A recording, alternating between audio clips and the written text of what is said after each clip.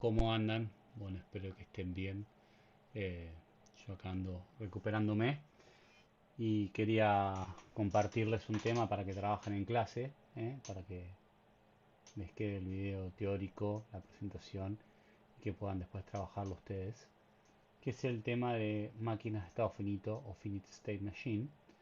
De acuerdo a eso las siglas, FSM, Finite State Machine, o máquina de estado finito. Es indistinto, se lo van a encontrar con ambas nomenclaturas, desde el abordaje, desde la programación, que es lo que nos toca a nosotros. Este tema tiene un abordaje múltiple, porque es un abordaje que se le puede dar desde la programación, como lo vamos a dar nosotros y lo vamos a utilizar, desde las técnicas digitales, desde seguro Dari les va a contar algún formato de implementación con flip-flops y demás en algún momento, y si no seguramente se lo encuentren en la bibliografía dando vuelta por ahí. Implementaciones con flip-flop que por ahí obviamente quedan un poquito más lejanas porque hoy fueron reemplazadas por lo que es la lógica programable. Y bueno, todo lo que tenga que ver con el hardware asociado. Así que tiene un abordaje múltiple esto de las máquinas de estado finito y que nos va a venir bien, nos va a dar otro enfoque de cómo programar, de cómo resolver algunos problemas y de cómo estábamos acostumbrados a verlos, ¿sí? Entonces vamos a, en este caso, hacer un híbrido porque vamos a tener en cuenta la lógica digital implementada con un Arduino, lo que nos va a llevar a tener que codificar esto en lugar de tener que implementarlo con flip-flops o con compuertas como estamos acostumbrados o como se van a encontrar mucho en alguna bibliografía. ¿Qué es una máquina de estado finito? Bueno, una máquina de estado finito, una MEF, es un modelo altamente utilizado, ¿sí? En realidad es una herramienta gráfica que vamos a poder utilizar para poder describir algunos comportamientos eléctricos o informáticos. Como les decía, el abordaje es múltiple, no solamente nos lleva a nosotros en cuanto a la programación. Es un modelo basado en todo lo que tiene con la teoría de autómatas. Se puede trasladar a un montón de otros eventos o cosas diferentes de las cuales nosotros vamos a ver nosotros ahora, pero que seguramente nos van a abrir un poquito la mente para cuando tengamos que incorporarlos en otros momentos. Es ideal para escribir sistemas cuyo comportamiento depende de los eventos actuales y de los eventos que ocurrieron en el pasado. Van a ver que, vamos a ver un ejemplo, pero van a ver que se utiliza mucho para detectar secuencias, es decir, seguidillas de unos y ceros que se puedan llegar a repetir y en función de esas secuencias de unos y ceros, bueno, detectar algún código o alguna condición particular que nos sea de interés. Eh, bueno, existen varios modelos de máquina de estado. Básicamente vamos a estudiar dos de estas máquinas de estado. En cada instante la máquina de tiempo se encuentra en un estado y dependiendo de las entradas actuales y pasadas, bueno, que obviamente pueden venir del ambiente o propias internas de la máquina, puede ser la variable tiempo, la máquina cambia o no cambia de estado y en función de eso puede realizar acciones que influyan en el medio ambiente. Entonces vamos a contar con entradas, con estados y con salidas. Y eso es lo importante, entender que este sistema, como sí, va a tener esto, ¿no? Va a tener estados, entradas y salidas. Y que el cambio de un estado a otro se puede provocar por las entradas, por el estado, por eventos internos que uno a veces los puede considerar como entradas, como puede ser el paso del tiempo. Generalmente el modelado de estas máquinas de estado lo hacemos a través de algo que se llama diagrama de estados, ¿sí? Así como hinchamos y nos acostumbramos a hacer diagramas de flujo en un montón de casos. Bueno, ahora haremos diagramas de estado. También se utilizan tablas de estados, son esquemas parecidos. Estas tablas de estados se usan más en el diseño de esquemas que después vayan a ser implementados con secuenciales, como son flip-flops, que vieron o están viendo, o latch con Dari. De acuerdo a la máquina de estado vaya cambiando, va a pasar que estos flags o estos, vamos a ir en algún lado denotando cuál es el estado actual y cuáles son los posibles estados que pueda tener la máquina. es importante que nuestra MEF tenga reglas bien claras de cómo cambiar de estado y por qué lo hace. No puede haber, obviamente, ya lo saben, en programación, ambigüedades. Cada transición implica diferentes respuestas del sistema, posicionarnos en otro lugar, pese a que por ahí alguna entrada cambie o a que una salida cambie o no, significa que estamos en un lugar diferente del sistema y que probablemente ante un nuevo cambio también estemos en un estado diferente, y eso es importante. Existen dos implementaciones de máquinas de estado finitos, que son las máquinas de estados de Moore y de Mealy.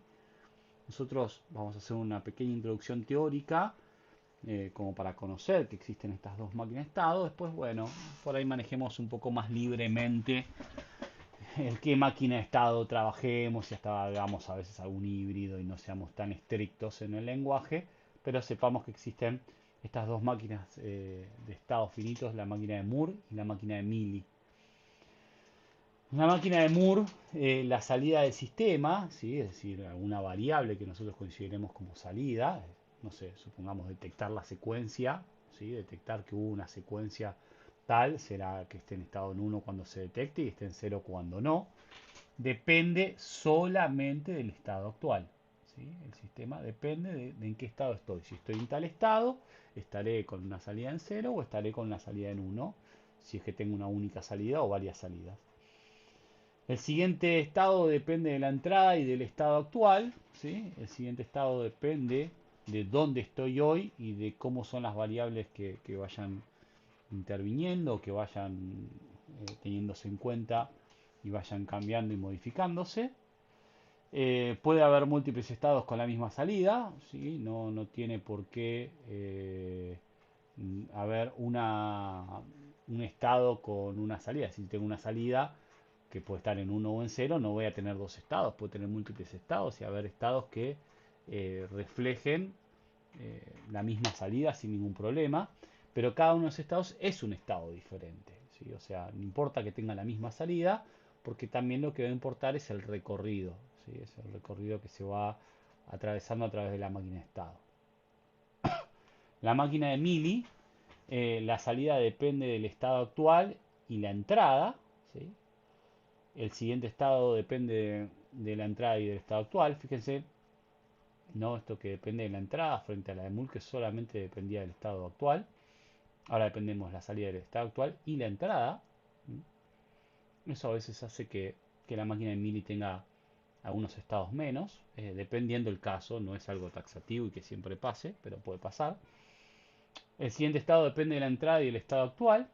Y las diferentes salidas son necesarias para el cambio de estado, ¿sí? O sea, necesito tener diferentes salidas para poder producir el cambio de estado. Vamos a ver un ejemplo, porque me parece que hasta acá dijimos bastantes cosas, pero no dimos un ejemplo y por ahí todavía uno no se da idea de qué es esto, para qué y cómo lo implementamos. Un primer ejemplo sería un detector de flanco. Un detector de flanco en realidad, sí, bueno, se suele llamar de esta manera. La salida va a ser una hora exclusiva de las dos entradas más recientes. Es decir, ¿qué significa esto? Pues si me decís detector de flanco, XOR, probablemente estén un poquito mareados. ¿Qué significa esto? Bueno, la XOR en realidad, si ustedes se acuerdan, está en la tabla, ¿no? Tengo un XOR, necesito por lo menos dos entradas y una salida. Ahora yo voy a plantear un sistema por el cual no tenga dos entradas, sino una sola entrada. Pero a medida que pase el tiempo lo sabrá la máquina internamente, a medida que pase el tiempo, la entrada de data puede o no ir cambiando. Digo, puede o no ir cambiando porque puede tener un 1 y después seguir teniendo un 1. Después cambiar a un 0, mantener el 0 y después haber cambios. Lo que me interesa es ir tomando de a 2, ¿sí? Y de acuerdo a cómo voy teniendo esos dos, ir reflejando en la salida la XOR, ¿sí? Es decir, cuando reciba este 1 y luego este 1, supongamos que voy recibiendo de esta manera, voy incrementando hacia la derecha, no lo sé, es un decir por decir. Bueno, 1 y 1, 0, ¿sí? Ahora, cuando reciba el próximo bit es un 0, ¿sí? O sea que voy a tener, no voy a tener 1, 1, voy a tener este 1 que ya lo tiro y ahora voy a tener un 1 y un 0. Un 1 y un 0 me dan un 1 a la salida. Ahora cuando venga el próximo bit, ya este 1 no cuenta y tendré 0, 0, que la salida es un 0, 0, 1, que la salida es un 1, y así sucesivamente voy tomando de a 2. Probablemente en algunas secuencias sencillas ustedes estén pensando en cómo hacerlo de alguna otra manera, pero créanme que con las máquinas de estado finito esto se hace bastante más sencillo. Acá fíjense que las entradas, como les digo, ocurren con el paso del tiempo, es decir, van pasando datos, ¿sí? Van pasando unos y ceros por acá, y a medida de haber detectado primero un 1 y después un 1, bueno, tendré un 0 a la salida. Cuando venga el próximo 0, contará el último 1 y un 0. El último 1 y un 0. Por lo tanto, tendré que reflejar un 1. Cuando venga ahora un 0, bueno, el último fue un 0 y ahora tengo un 0 nuevo, la salida cambiará a 0 y así sucesivamente. Creo que por ahí se va entendiendo un poquito más. ¿Cómo sería las máquinas de estado o los diagramas de estado de acuerdo a Moore o a Millie? Fíjense las diferencias, que en los estados, en la máquina de Moore, está la salida, y en la máquina de Millie, en las transiciones, de acuerdo a cómo es la entrada, voy a transicionar y tendré una salida, ¿sí? Esa es la diferencia. Siempre hay un estado inicial que me sitúa en alguna posición, a veces es fijo, a veces es determinado de acuerdo a algo. Cuando no recibí nada, será el primer bit, y si el primer bit era un 0, iría a un primer estado, se llamará 0. Este primer estado inicial no se ejecuta nunca más, solamente para poder determinar a cuál de los dos primero tengo que ir, pasa en ambas máquinas. Fíjense, analicemos primero la máquina de Moore, ¿no? Estoy en el estado 0, recibí un solo bit hasta ahora, y como recibí un solo bit y era un 0, estoy acá. La salida está en 0. Si ahora recibo un 0, iré a otro estado en donde tengo un 0 y un 0. Por lo tanto, mi salida sigue siendo un 0. ¿Sí? Mientras reciba ceros, fíjense, esto significa, mientras reciba en la entrada, fíjense que en rojo están las entradas, mientras reciba ceros, me voy a quedar en este estado que no va a cambiar nada porque van a ser 0 tras 0 tras 0 tras 0 y eso va a ser un 0. ¿Sí? Si por alguna razón recibo un 1, bueno, ya tendré un 0 y un 1 porque tenía dos ceros acumulados. Ese 1 que entra desplaza este 0 y me quedará un 0 y un 1. 0 y un 1 me hace que la salida valga 1.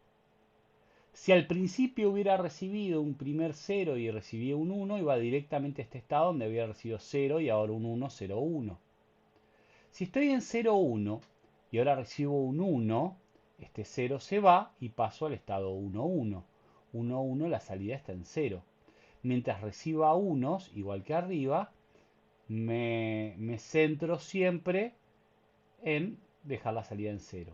Si por alguna razón recibo un 0, ¿sí? Fíjense que el único estado por el que puedo salir de acá es por este camino, paso al 1, 0, donde la salida es un 1. Si recibo un 1, bueno, voy a este estado, que si recibo un 0 vuelve a este estado, y acá se mantiene. Si voy recibiendo un 0, 1, 0, 1, 0, 1, 0, 1, siempre mi salida va a ser 1, porque 0, 1, 0, 1 es 0, 1, o 1, 0, 0, 1, 1, 0, y siempre mi salida es un 1. ¿Sí? En cambio, cuando reciba, ¿sí? Fíjense que vine acá porque recibí un 0 o porque recibí un 0, y si recibo otro 0 más ahora, estaré en dos ceros. Por lo tanto, cambio a estar en 0. Y esto es el diagrama de una máquina de estado de Moore, de acuerdo a la recepción de esos dos bits para hacer un XOR. En la máquina de Mealy detecto primero un primer bit, en donde en función de eso, siempre en el primer bit la salida va a estar en 0, porque todavía no tuve un juego completo de valores, ¿sí? Igual que acá. Fíjense que estas dos diagramas reflejan lo mismo, o deberían. Si recibo un 0, mientras reciba otro 0, siempre va mi salida a quedarse en 0. ¿Sí? Mientras estoy en este estado 0, recibo un 0 y mi salida se queda en 0. Si estoy en 0 y recibo un 1, bueno, voy a otro estado con la salida en 1. Si vuelvo a recibir un 0, ¿sí? Fíjense que estoy en estas transiciones en realidad, ¿no? Uno podría decir es este reflejo de esto que está acá, ¿sí? Bueno, mientras recibo un 0, un 1, un 0, un 1, un 0, un 1, un 0, un 1, mi salida se va a mantener en 1. Y si estoy en 1 y recibo un 1, bueno, mi salida se va a poner en 0. Acá fíjense que de acuerdo, acá necesité más estados porque no podía en las flechas colocar, volver al mismo estado porque la salida cambiaba. Acá como la salida depende de la entrada, ¿sí? De la entrada y del estado actual, puedo hacer esto. En este caso, la salida solo depende del estado. Y por eso tengo más estados acá. Ambos diagramas de estado son muy útiles y describen el mismo fenómeno, ¿sí? El mismo fenómeno. Las transiciones de una máquina de estado pueden depender solamente del paso del tiempo, si fuera necesario, como el caso anterior, ¿sí? El estado A de la función se ejecuta por X segundos, luego pasa al estado B en donde la función B se ejecuta por otro tiempo y así sucesivamente. Ahora vamos a ver un esquema de eso que podría ser un semáforo, ¿sí? Una transición puede estar también dada por tiempo y entradas, ¿sí? Dependiendo del tiempo y las entradas se haga la transición. No sé, un sistema que se mueve de A a B, una entrada en particular y se recibe dentro de un intervalo de tiempo, como era, ese sí era el esquema de recién. Y entrada-salida. La transición entre estados depende de las entradas, sensores, y de las salidas. Ahora vamos a ver unos ejemplos. Un semáforo es un ejemplo muy utilizado para realizar una máquina de estado, en donde la transición entre estos estados es el tiempo, no es otra cosa. Estoy en estado rojo, ¿sí? Paso a un estado rojo amarillo, del rojo amarillo paso a verde y del verde paso al amarillo. Y bueno, después acá obviamente del amarillo volveré al estado rojo, probablemente, o al estado rojo amarillo, no sé, como dependiendo del tipo de semáforo y donde lo implementen será la transición. Pero con estos cuatro estados para un semáforo a mí me alcanza, ¿sí? Y defino estos cuatro estados. Que les asigno un número, no gratuitamente, después vamos a ver por qué. Bueno, ¿qué tipo de máquina de estado utilizaría mejor para describirlo? Hagamos un pequeño análisis. ¿Cuál es la entrada? El tiempo transcurrido. Las posibles salidas del sistema. Mirá, en el estado cuando está en rojo, no importa de dónde venga. Si está en estado rojo, tienen que encender la lámpara roja, apagar la lámpara amarilla y la lámpara verde. Si está en estado rojo amarillo, tienen que encender la roja y la amarilla y apagar la verde. Si está en el estado amarillo, tienen que apagar la roja y la amarilla y encender la lámpara verde. ¿Sí? Si está... esto está mal, ahora cambiarlo. En estado amarillo, tienen que apagar la roja y la verde y encender la amarilla. Perdón, después lo cambio. Y en estado verde, apagar la roja. Esto es donde está mal. Encender la verde y apagar la amarilla. Bueno, ahora vamos a cambiar. Ahora sí. Bueno, en estado amarillo, apagar la lámpara roja y verde y encender la lámpara amarilla. En estado verde, apagar la lámpara roja, la verde y encender la lámpara verde. Ay, me equivoqué de vuelta. Ahora sí.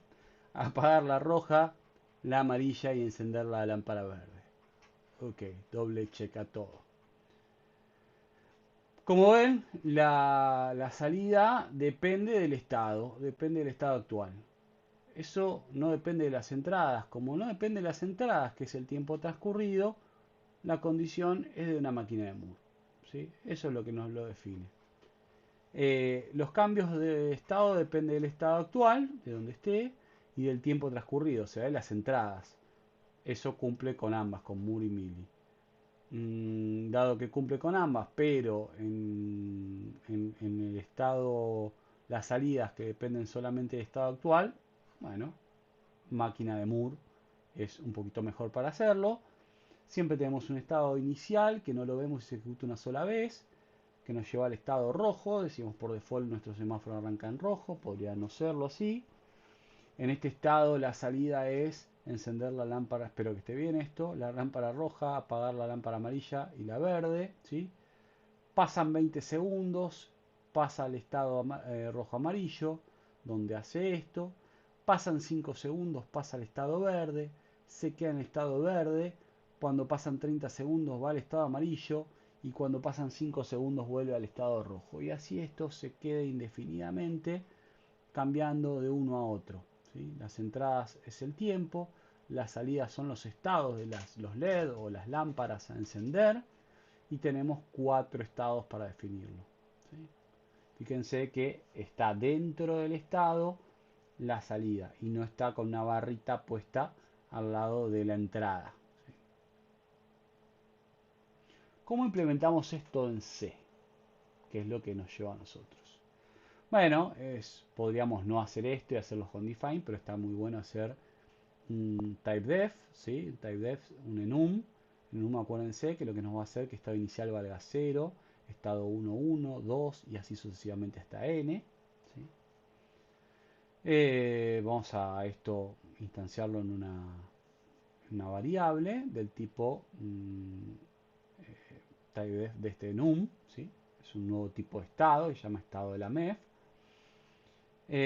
Vamos a hacer una variable que se llame estado actual, ¿sí?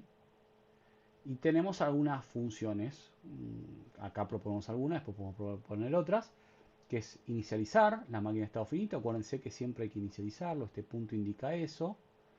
Este punto que teníamos acá, este estado inicial, era la definición hacia dónde íbamos. O sea que hay que inicializarla. Y un estado, una función de actualizar la MEF, ¿sí? Que se llamará probablemente de forma periódica. Nuestro programa, nuestro main de Arduino, nuestro loop, o como quieran llamarlo, programa principal o como fuera. Vamos a cambiar esto un poquitito. Ahí lo adapté a nuestro esquema Arduino para que nos quedemos en ese esquema más familiar. Tenemos en el setup, llamamos a la función que inicializa la MEF. En este caso será ponerle a la variable estado actual el estado inicial. Podría que esto sea condicionado, ¿no? Si la entrada está en 1, el estado inicial será 1, y si la entrada está en 0, no sé, otra cosa. En el caso del semáforo no, dijimos que entrábamos siempre al rojo. Pero en el caso de la secuencia, bueno, de acuerdo a la entrada, es que nuestro estado inicial iba a ser uno u otro. Bueno, y eso cambia. ¿Sí? Y después tendremos una función que se llama actualizar la MEF, en donde vamos a ver dos formas de hacerlo. Hoy vamos a ver una, en algunas semanas haremos otra con punteros, en donde por lo general utilizamos un formato de un switch, ¿sí? Donde lo que hacemos es, acuérdense que la variable estado actual contiene, es un tipo de estado del enum, por lo tanto, en realidad el tipo de variable es estado MEF, que vale 0, 1, 2, 3 o los estados que fuera, y que de acuerdo a lo que valga eso, si va al estado inicial, hará una cosa. Si no, no estoy haciendo ahora en el caso del semáforo ninguno, sino en general, pondrá alguna entrada, actualizará la salida del estado, lo que fuera, y chequeará condiciones para salir o cambiar si tiene que transicionar o no a otro estado. Si la condición es verdadera, el estado actual ahora será otro, y si no, se quedará en este estado, ¿sí? Si tiene que actualizar periódicamente o no, bueno, será algo que a determinar si pasa por ahí periódicamente todo el tiempo o no. Eso es algo a que tengan que determinar ustedes cuando lo implementen. Cuántos estados, si pasa por ahí continuamente o no, o cómo lo hace. Pero esta rutina se llama actualizar MEF, se tiene que llamar periódicamente. ¿Sí? Tendrá todos los estados. No está para nada mal, tampoco estaría mal si no lo hicieran. Dejar, bueno, un default, que si no es ninguno de los estados que yo había definido, por alguna razón de que me equivoqué al programar, bueno, ejecuto un control de error, no sé, si tuviera el semáforo, vieron que el semáforo titila varias veces y dando una condición o indicando, mandando una alerta a la central o lo que fuera, e inicializar la MEF de vuelta porque algo falló, ¿no? Podría contar la cantidad de veces que pasa por acá y cuando los errores son bastantes, bueno, mandar a una alerta, frenar el sistema. Bueno, no estaría mal como herramienta de asegurarme de que mi sistema no falle. Bueno, esto es en cuanto a la implementación en C de máquinas de estados finitos.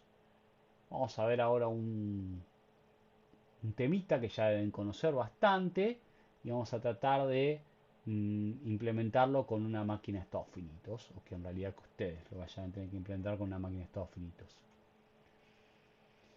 El tema son los rebotes, ¿sí? Ustedes ya utilizaron, ya muchas materias los usaron, tuvieron contactos con ellos y se encontraron con esta problemática de los rebotes que se provocan en los switch, en los botones que ustedes usan, de acuerdo a que son componentes mecánicos. Esto es un fenómeno físico, debido a que estos componentes mecánicos son chapitas que pegan una con la otra y que al tocarse una con la otra hay un rebote.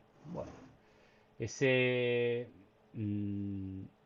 comportamiento mecánico no siempre es igual, depende del switch que estoy utilizando. Hay switches que son un poquito más ruidosos que otros, ¿sí?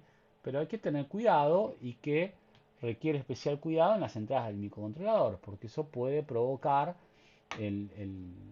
lecturas erróneas, el pensar que se presionó cuando no se presionó. Bueno, puede provocar errores. Entonces hay que tener cuidado, ¿no? Hay un montón de componentes que nos pueden provocar estos rebotes, finales de carrera, pulsadores, llaves de diferentes características, botones, pulsadores. Bueno, todos estos elementos y otros más pueden provocar estos rebotes. Generalmente estos rebotes, uno estando por ejemplo en estado de 0 y haciendo una transición a 1 o viceversa, bueno, nota que en realidad uno esperaría que esto esté en 0 hasta un estado en que esto transite a 1 y que sea, no digo perfecto en cuanto al flanco, pero que solamente ocurra 1, y uno si abre un poquito la lupa de lo que está mirando, se va a encontrar con estas variaciones que uno no esperaba.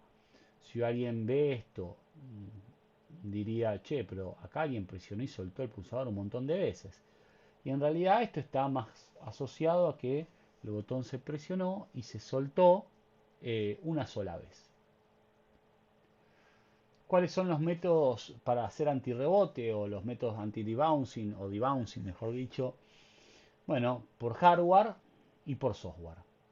Por hardware es simple, generalmente colocamos una resistencia, un capacitor y demás, dependiendo de qué tan sofisticado lo que vamos a hacer. Puede ser hasta colocar un flip-flop, un esquema de un flip-flop reset o algún otro esquema como para poder hacer un antirrebote con algunas compuertas y demás.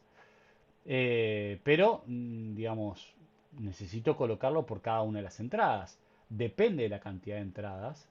¿Sí? Existen integrados hasta el fin y que seguramente tenga que modificar mi hardware, mi placa. ¿Sí? Y si tengo que cambiar de entrada, bueno, tendré que cambiar a dónde están conectadas cada una de las cosas. Por software implica programación.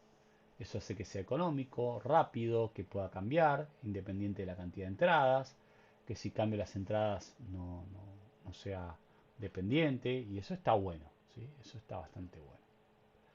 Por hardware, algunas de las maneras son hacer un filtro pasabajos, ¿sí? Esto es el famoso filtro pasabajos que están viendo y que vimos varias veces en la materia. Ese filtro pasa abajo, amortigua estas variaciones bruscas que hay de tensión, ¿sí? Este capacitor no le gusta nada esas variaciones bruscas. A veces muchos estas resistencias no la colocan. No es lo ideal, pero bueno, está. Y esto puede no estar invertido, de acuerdo a la lógica de entrada, e ir al microcontrolador. ¿Sí? Esto es ser un switch o un pulsador sin problema.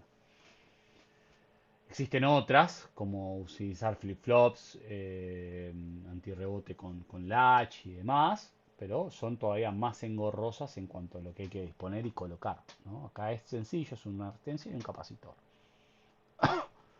Por software también existen un montón de algoritmos, digamos, cuentas, utilizar esquemas de seteos y de reseteos, retardos, que suelen andar entre los 20 y los 50 milisegundos, registros de desplazamiento y demás. Nosotros vamos a ver una utilizando máquinas de estados finitos. Si nosotros queremos utilizar una máquina de estado finito, nosotros queremos detectar esto, pensemos lo primero ideal y después veamos cuáles son las implicancias de que no sea ideal, obviamente, y que funcione. Si el botón está up, significa que no está presionado. Cuando alguien lo presiona, provoca un flanco descendente, ¿sí? Y eso significa que el botón se está presionando, siempre y cuando después se mantenga presionado. Y después vamos a hablar de eso. Si está presionado y alguien lo suelta, voy a soltar, release, se formará un flanco creciente y el botón pasará a estar de vuelta en estado up. ¿Sí? Si tengo ahora ya un esquema un poquito más real de esto, y para que ya empecemos a pensar cómo resolverlo con una MEF, bueno, tengo por ejemplo este estado lógico en donde supongamos que el botón está suelto, ¿sí? Está en estado up, detecto que bajó, pero si por 40 milisegundos o luego de 40 milisegundos estoy en este estado falling, no está abajo, fíjense, no está abajo, es que pasó un tiempo y que fue un error esto, ¿no? Alguien tomaría como un error esto. Por lo tanto, como sigo después de 40 milisegundos en estado up, no provoqué que alguien, no detecté que alguien lo leyó, que alguien lo presionó. Si por alguna razón estoy en estado up, detecto que bajó, pasan 40 milisegundos y después de esos 40 milisegundos estoy en un estado bajo, bueno, efectivamente, cuando paso de falling a down, es que estoy diciendo, che, realmente alguien lo presionó. Alguien lo presionó. Si estoy en estado down y se provoca un rising, es decir, un crecimiento de la señal, una variación espuria, pero no es sostenida porque después de 40 milisegundos sigo estando en el mismo estado de down, bueno, tengo que desestimar esto. Pero si está en estado down, cambia, y esto puede ser menor, ¿no? Y esto, a ver qué sigo después. Pasan 40 milisegundos y ahora estoy en estado up. Repito, no necesariamente tiene que cambiar a los 40, puedo haber cambiado antes. Lo importante es que luego de 40 milisegundos estoy en el estado de up. Bueno, cuando paso de rising a up, efectivamente voy a asegurar que alguien soltó el botón. Sí, fíjense, estaba en down, rising, pero ahora pasé a down, no digo nada. Ahora estaba en down, pasó por rising y se fue a up. Bueno, ahora sí puedo decir que alguien lo soltó. Estaba en up, pasé a falling, pero volví a up. Nadie presionó nada. Pero si estaba en up, pasé a falling y después pasé a down, acá puedo decir que alguien presionó el botón. ¿Cómo es esto y cómo empezar a pensar esta máquina de estado?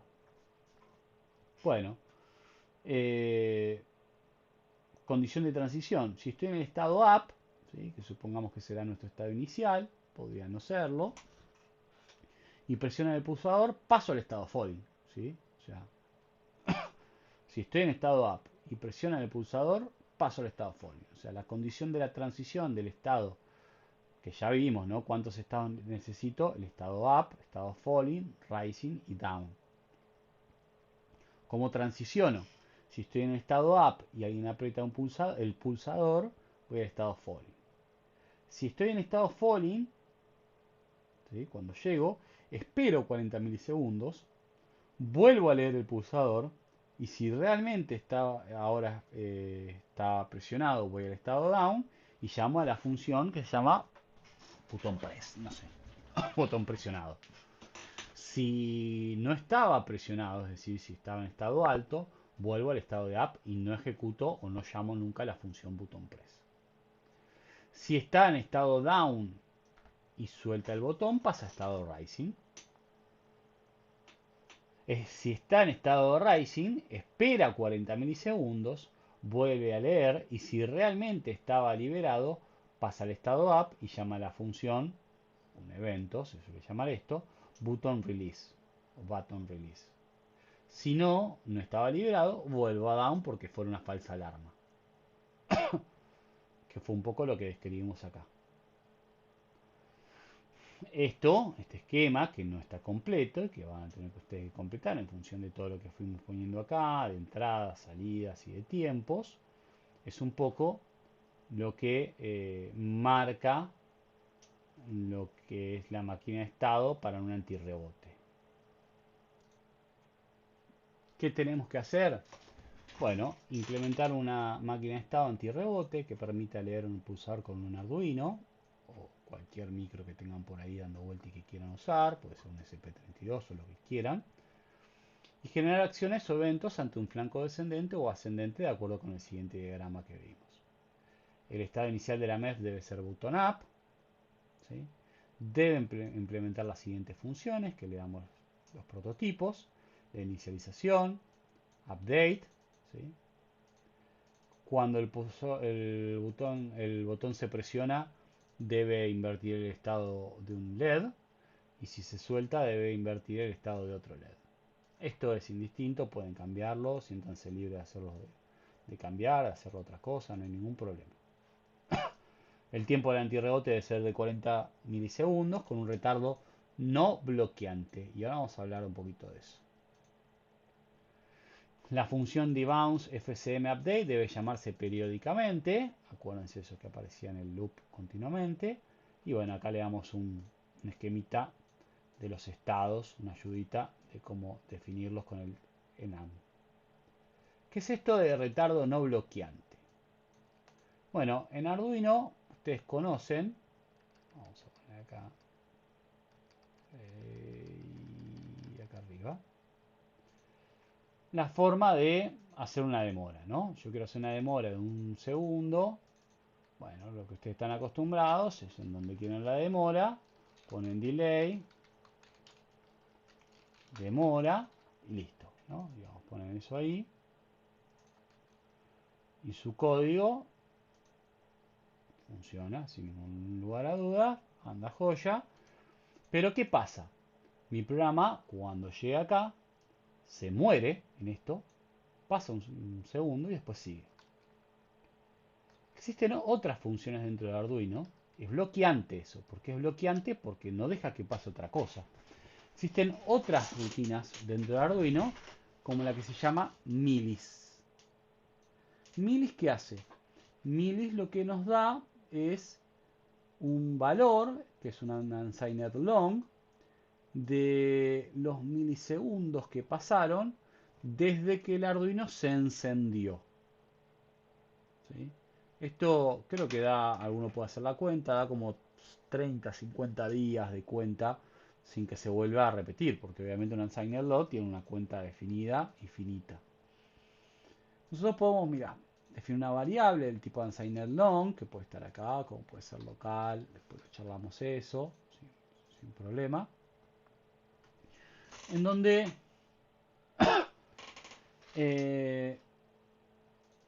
dejémosle acá igual, después vamos a ver por qué, si no debe hacer static. Lo que hacemos ahora es, mira, yo tengo el tiempo de ahora, voy a tomar una marca, ¿sí? En algún momento, esta marca podría ser acá, supongamos, tiempo de ahora igual a milis. Digo, mira, tomo esta marca en algún momento. Al principio va a ser 0, prácticamente 0. Va a ser muy chiquitita. Por eso esto puede no estar a veces y funciona igual. Supongamos que toma esto y dice, che, ¿cuánto pasó? Bueno, pasó eh, 1 milisegundo. Entonces tiene la cuenta, tiene un valor 1, ¿no? Lo ven ahí, 1. Milis, la función milis, va devolviendo ese valor. ¿Cuántos milisegundos pasaron desde que se encendió el Arduino? Y va creciendo. Ahora, yo guardé una foto de cómo estaba al principio, en 1. ¿Sí? Esto va a ir creciendo, va a valer 1. Porque ahora, si esto valía 1, esto va a ir subiendo, va a valer 2. 2 menos 1, 1. ¿Es mayor que la demora que es de 1000? No, no es mayor. Entonces sigue, vuelve para acá. Acá mi código podría hacer otra cosa. Podría chequear las entradas, las salidas, estar mirando los sensores. Podría estar haciendo realmente otra cosa. Ahora, cuando vuelva a pasar por acá, esto por ejemplo ahora pasaron 10 milisegundos. 10 menos 1, 9. ¿Mayor que demora? No. Sigue. Y ahora sigue a hacer la otra cosa. Chequea los sensores, que no se esté prendiendo fuego la casa, que no pase nada raro. Esto sigue creciendo hasta que valga 1001. 1001 menos 1 da 1000. ¿1000 es mayor que 1000? No. Sigue. 1002 menos 1, 1001. ¿1001 es mayor que 1000? Sí. Como es mayor, ahora guardo una nueva foto. Me guardo el 1001. ¿Sí? O 1001, dijimos sí, 1001.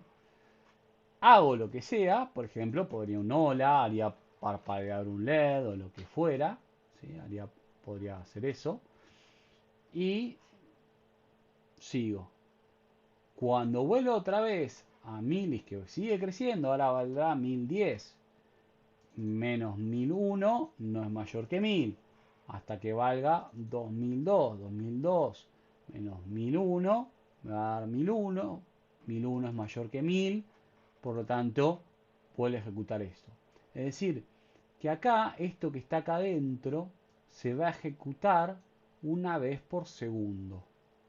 En realidad lo que me interesa es este código que diga hola. Y esta demora no es bloqueante. ¿Por qué no es bloqueante? Porque no depende, ¿sí? O mejor dicho, porque deja que otro código se ejecute. En cambio, si nosotros hubiéramos puesto un delay, nuestro código se muere. No puede pasar nada. Si yo le pongo esto delay de 10 segundos, durante 10 segundos los sensores no se van a mirar, no se van a hacer conversiones analógica y digital, no va a pasar más nada en el Arduino que estar esperando esto. En cambio, de esta manera, yo acá podría, no sé, digital read, el pin, no sé, lo que fuera, el sensor, lo que fuera, y no sé, lo que fuera, ¿sí? Sensor 1 igual a esto. Y puedo estar leyendo mi sensor, no sé, if S1 mayor a 20, hace tal cosa.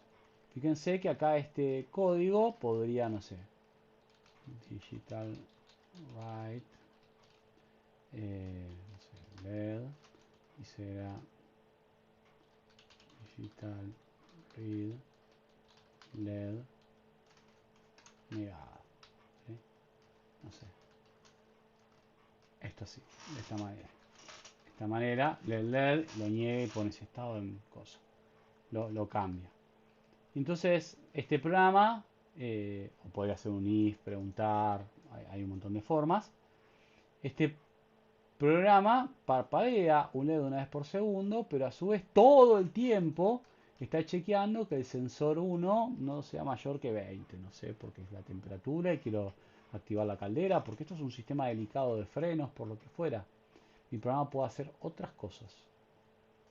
El código que ustedes tienen que implementar, ¿sí? Tiene que únicamente acá o prácticamente llamar a la actualización de la MEF en este lugar. La MEF tendrá que ser su función, que sea actualizar MEF, y utilizar demoras no bloqueantes. ¿Sí? Aquellos que se animen pueden hacer una MEF para, por ejemplo, un encoder, también está muy bueno, para un LCD, para un montón de cosas que están bárbaras. Los invitamos, como siempre, a que no se limiten al código que nosotros le proponemos, sino hacer algo que a ustedes les guste y quieran, y nosotros de este lado los acompañemos. Empecemos por la máquina de estado para un antirrebote, pero el que quiera ir por un encoder rotativo que está ahí en el pañol, hay algunos. Los dejamos ahí picando. Estos son los encoders que hay en el pañol. Bueno, esto pueden detectar si gira para un lado, gira para el otro, y tiene un botón. Podrían utilizar alguno de estos también para hacer una MEF. Y está buenísimo con el LCD y hacer un pequeño menú o algo ahí. Pero bueno, primero arranquemos por lo otro. Chicos, que tengan un gran día y bueno, cualquier cosa saben dónde estoy, ya nos vamos a ver dentro de muy prontito, espero. Los quiero, los extraño.